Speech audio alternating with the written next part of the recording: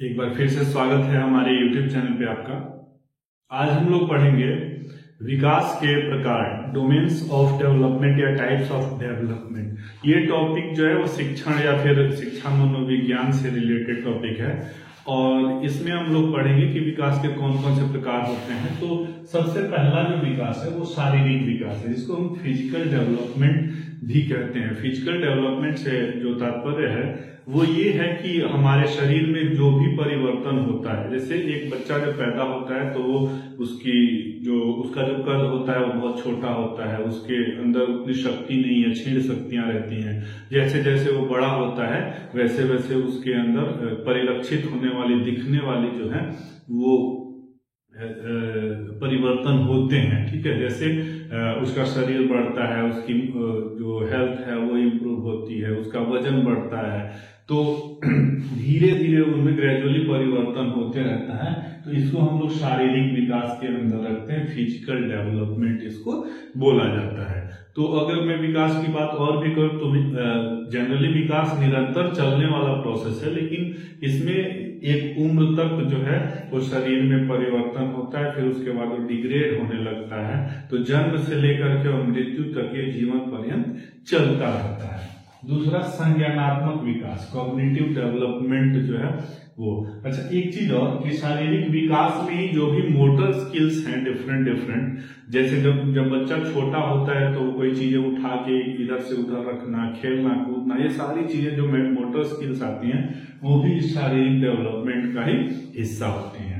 अब संज्ञानात्मक विकास, cognitive development जो है वो इंसान की जो बुद्धिमत्ता है कि वो चीजों को कैसे समझता है, उसकी ज्ञानेंद्रियां कितना डेवलप है किसी चीज को समझने के लिए, इंटेलेक्चुअल वो कितना ज्यादा है, ये आता है संज्ञानात्मक डेवलपमेंट में। जैसे बच्चा जब एक समय के बाद से ये देखा जाता है जनरली कि उसके अंदर और डेवलपमेंट होता है, चीजों को देख करके और उसके प्रति रिएक्ट करने की कोशिश करता है, उसकी ज्ञानेंद्रियां हैं जो वो बहुत ही ज्यादा डेवलप होती जाती हैं और उसके अकॉर्डिंग जैसे वो आग को छू के महसूस कर सकता है, जबकि छोटे अगर शिशु रहता है बहुत छोटा तो उसको नहीं महसूस कर सकता है। तो जैसे जैसे वो बढ़ता है वैसे वैसे उसमें संज्ञानात्मक परिवर्तन भी होते हैं।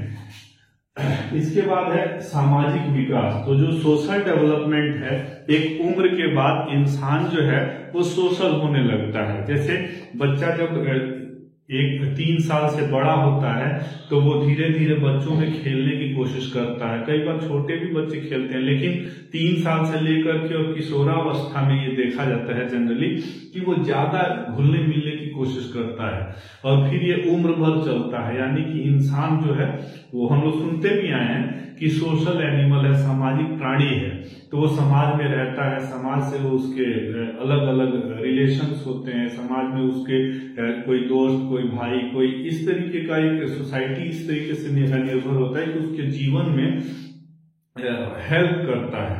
तो इस तरह के जो विकास हैं इसको हम लोग कहते हैं सोशल डेवलपमेंट। सोशल डेवलपमेंट में बहुत सारी चीजों का असर होता है जिसको हम लोग अभी पढ़ेंगे इस स्लाइड के बाद। सामयिक विकास, ये इमोशनल डेवलपमेंट होता है। इमोशनल डेवलपमेंट का है कि हर इंसान के अंदर घृणा, ईर्ष्या, द्वेष या फिर किसी और तरह की खुशी, प्रेम, इस तरह की जो भावनाएं होती हैं वो रहती हैं। तो इस तरह की जो भावनाएं होती हैं इनका भी विकास जीवन पर्यंत चलता है। यानी कि कभी इंसान बहुत ज्यादा प्रेम में रहता है, कभी इंसान बहुत ज्यादा गुस्से में रहता है, और जैसे जैसे मैच्योरिटी होती है उस मैच्योरिटी का भी जो इफेक्ट है वो पड़ता है इन सारे विकासों पे, इमोशनल डेवलपमेंट पे। जैसे बच्चा जब छोटा होता है तो थोड़ी थोड़ी चीजों के लिए रोता है और कभी उसको कोई मार देता है तो कुछ देर के बाद वो भूल जाता है, लेकिन एक उम्र के बाद अगर किसी को हम लोग कुछ बुरा भी बोल देते हैं तो लॉन्ग टर्म उसको याद रहता है।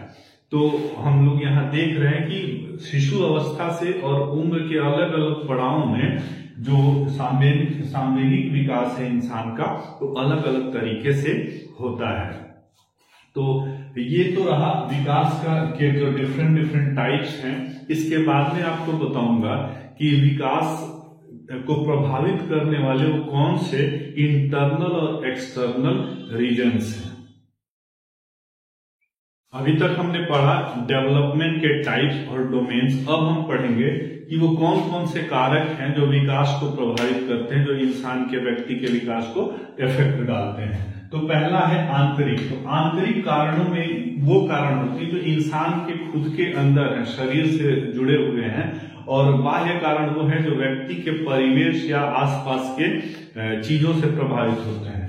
तो पहला है बीमारियां। अगर व्यक्ति के अंदर कोई बीमारी है, वो किसी बीमारी से ग्रस्त होता है, तो उसमें डेवलपमेंट जो है वो नहीं हो सकता, प्रॉपर नहीं हो सकता। जैसे मान लीजिए कोई व्यक्ति लगातार बीमार रहता हो तो वो चिड़चिड़ा हो सकता है, या फिर चीजों को देखने का जो तरीका है वो उसके लिए बदल सकता है, वो हमेशा खुशहाल नहीं रह सकता है कई बार। तो ये सारी चीजें जो है वो व्यक्ति के अलग अलग टाइप के विकास को प्रभावित करती हैं। दूसरा बुद्धिमत्ता, यानी कि उसका इंटेलेक्ट लेवल जो है वो कितना है, इंटेलेक्ट लेवल, किसी चीज को देख करके और वो अपनी कितनी बुद्धि प्रयोग करता है, कितना सोच पाता है, ये सारी चीजें जो है वो भी प्रभावित करती हैं अगर हम बात करें तो उसको। और फिर बात आती है ग्रंथियों की।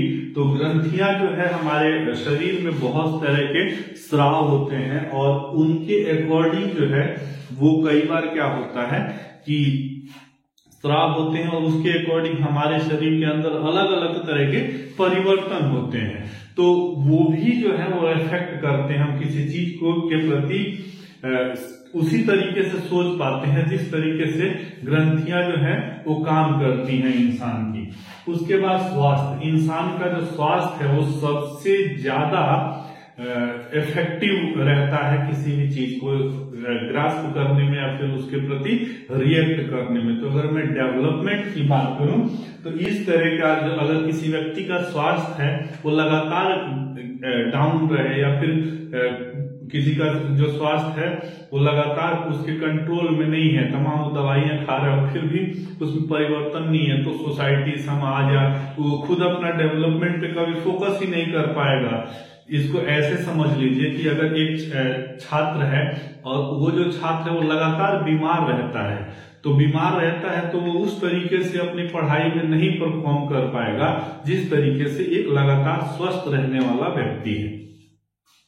अब विचार प्रक्रिया, किसी भी चीज को जो व्यक्ति है वो अलग अलग तरीके से सोचता है, तो जो थॉट प्रोसेस है वो बहुत इंपॉर्टेंट पॉइंट है इंसान के डेवलपमेंट में। और संज्ञानात्मक या फिर बुद्धिमत्ता वाली जो विकास के चरण हैं वो उस बहुत हद तक किसी व्यक्ति के थॉट प्रोसेस पर ही डिपेंड करता है। अब बाह्य कारण जो है उनको समझते हैं। बाह्य कारण में समाज, हमारे आसपास का परिवेश जो है वो विकास को प्रभावित करता है। जैसे एक छोटा सा अगर बच्चा है और वो लगातार ऐसे माहौल में रह रहा है जहाँ पे झगड़े, लड़ाइयाँ, गाली गलौज ये सब हो रहा है, तो उसी तरीके से उसमें डेवलपमेंट होगा, वो उस चीज को बुरा नहीं मान करके और उसको ग्रास्प करते चलेगा। दूसरा पॉइंट है आर्थिक स्थिति। तो आर्थिक स्थिति अगर किसी व्यक्ति की सही नहीं है तो डेवलपमेंट के लिए रिसोर्सेज नहीं जुटा पाएगा। जैसे अच्छे समाज में नहीं रह सकता है, अच्छी जगह पे नहीं रह सकता है, अच्छा खाना पीना नहीं कर सकता है, या अच्छी शिक्षा नहीं ले सकता है, तो इस तरीके से भी उसके डेवलपमेंट पे इफेक्ट पड़ेगा। तो आर्थिक स्थिति जो है वो इम्पोर्टेंट पॉइंट है। भोजन, व्यक्ति जैसा खाता है वैसा बनता है, ऐसा कहा जाता है जनरली। तो उसके जो भोजन है, उसके तरीके हैं, उस पर डिपेंड करता है। अगर बात करें एक शाकाहारी व्यक्ति की और एक मांसाहारी व्यक्ति की, तो अगर बहुत ही ध्यान से देखें तो दोनों तरह के व्यक्तियों में जो डेवलपमेंट है वो अलग अलग तरीके की दिखती है। संस्कृति की बात करें तो संस्कृति जो कल्चर है, हम किस कल्चर से हैं, जैसे एक स्टूडेंट जो आदिवासी बहुल इलाके से आता है या फिर किसी रिमोट सुदूर ग्रामीण क्षेत्र से आता है और एक अर्बन क्षेत्र से आता है, या फिर दो रीजन अगर देखें कि एक कोई किसी और राज्य से और कोई किसी और राज्य से जहाँ पे संस्कृतियां अलग हैं, तो उन दोनों का जो डेवलपमेंट होगा वो बिल्कुल अलग होगा।